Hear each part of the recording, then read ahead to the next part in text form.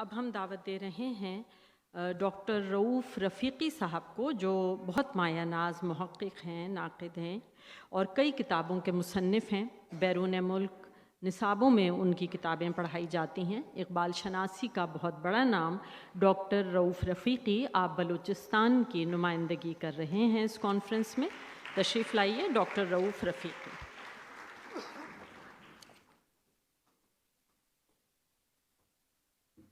اعوذ باللہ من الشیطان الرجیم، بسم اللہ الرحمن الرحیم۔ محترمہ پارینہ مظہر صاحبہ، وفاقی سیکرٹری ثقافت قومی ورثہ، محترم ڈاکٹر یوسف خشک صاحب، چیئرمین اکادمی ادبیات پاکستان، محترم اصغر ندیم سید صاحب، محترمہ ڈاکٹر فاطمہ حسن صاحبہ، میرے عزیز طلباء طالبات، قلم قافلہ کے ساتھیوں، خواتین و حضرات، السلام علیکم۔ بچوں کا ادب، ماضی، حال اور مستقبل انتہائی اہم موضوع پہ اس انتہائی اہم 3 روزہ بین الاقوامی سیمینار میں شرکت ہمارے لیے باعث صد افتخار رہا۔ اس میں کوئی شک نہیں کہ ڈاکٹر یوسف خشک صاحب ہمیں پتہ نہیں سندھ کے کس چاہ سے پاکستان کو یہ یوسف ملا جو ادب کے کوچے مصر میں اپنی ضیاء پاشیاں بکیر رہا ہے۔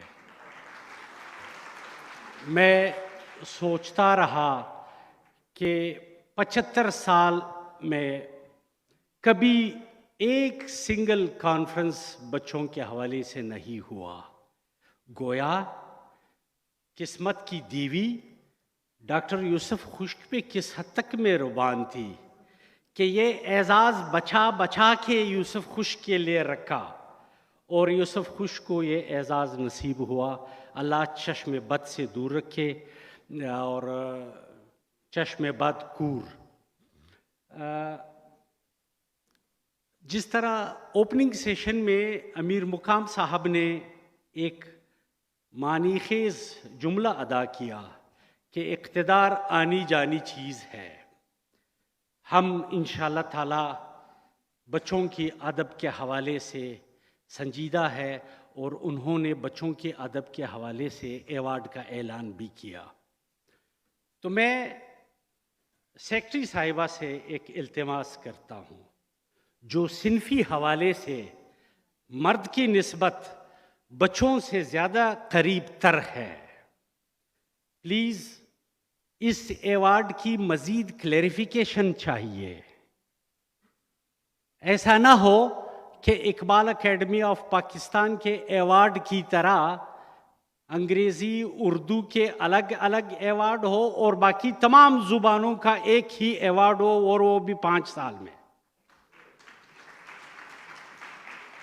آپ سے یہ ریکویسٹ ہے کہ قومی زبان اور انٹرنیشنل زبانوں کے ساتھ ساتھ پاکستان کی جتنی بھی زبانیں ہیں، ان سب زبانوں کے ہر نمائندگی کرتے ہوئے ایک ایک رائٹر کو اور ایک ایک بچے کو ایوارڈ دینا سالانہ بنیادوں پہ منظور فرمائے۔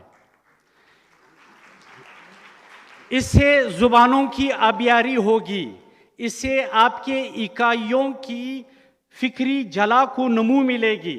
جتنی اکائیاں مضبوط تر ہوں گے اتنا وفاق مضبوط تر ہوگا، اور یہ ہمارے بچوں کی فکری ضیاء پاشیاں، ہمارے یہ ننھے ستارے جب گلوبل افق پہ فکری لحاظ سے جلوگر ہوں گے تو انٹرنیشنل ہیومن انٹیلیکٹ میں ہمارے وزڈم کا، ہمارے بچوں کی تخلیقی صلاحیت کا اندازہ ہو جائے گا کہ ہمارے بچے کس نہج سے سوچتے ہیں اور کتنا تخلیقی صلاحیت ہے ان میں۔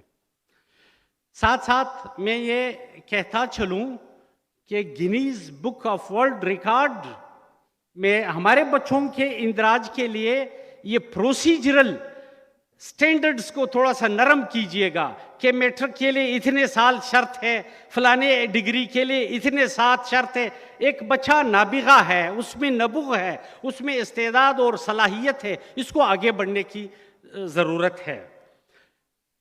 3 दिन से हम आए इस सेमिनार में, जिस अंदाज से हमारी यहाँ क़ियाम तुआम का बंदोबस्त था, इसके अलावा हमारे फ़िक्री खुराक का जो एहतमाम किया गया था, बिला तफरीक शर्क़ व ग़र्ब जो चीज़ें हमने सुने वो काबिल तहसीन है। बल्कि मैं तो ये 3 दिन तक हम सारे अपने बचपने में खोए रहे, और साथ साथ ये जो एकेडमी के दर व दीवार है, ये भी मुख्तलिफ ज़ुबानों की लोरियाँ सुन के खुमार से मखमूर थे। जिस तरह पश्तो का एक शेर है, साहिल साहब फरमाते हैं, माशुमान कदम मशरिक कदम मगरिब दी, द जड़ाउ द खंदा अंदाज यौ दी। बच्चे मशरिक के हो या मगरिब के हो, उनके रोने और हंसने का अंदाज एक है।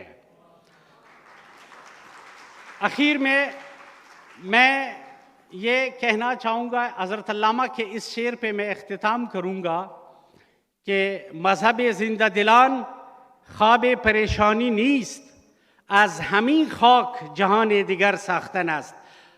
जिंदा दिलों की मज़हब में परेशानी का ख्वाब हराम है, हमने इसी धरती से एक नया जहान बनाना है इंशाअल्लाह।